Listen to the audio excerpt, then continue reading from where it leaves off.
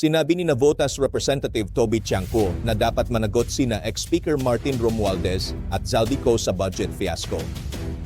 Tuwang-tuwa siguro sina Zaldico at Rep. Martin Romualdez kasi parang nalilihis na ang issue at hindi pinag-uusapan ang korupsyon bunsod ng 2025 national budget, wika ni Tiangco. Sinusuportahan ni Tiangco ang lahat ng mga panawagan para sa transparency pero dapat ituloy ang investigasyon.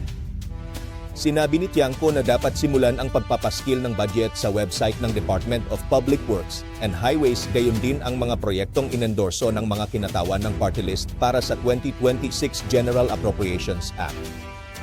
Samantala, isang 55 anyos na pugante kung saan 37 taong pagtakas mula sa Iwahid Prison and Penal Farm ang naaresto sa Caloocan City.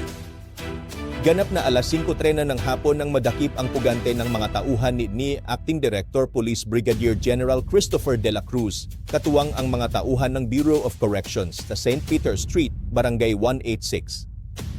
Wanted sa kasong murder ang pugante na bilanggo sa Iwahid Prison ay nakapagtago ng mahigit 3 dekada.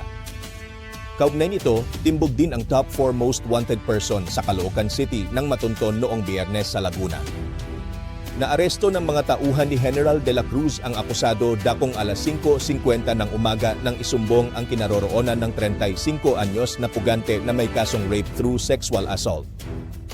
Nadakip ito dahil warrant and subpoena section na inihain ni Police Colonel Joey Goforth sa Maharlika Highway, San Juan, Alaminos, Laguna.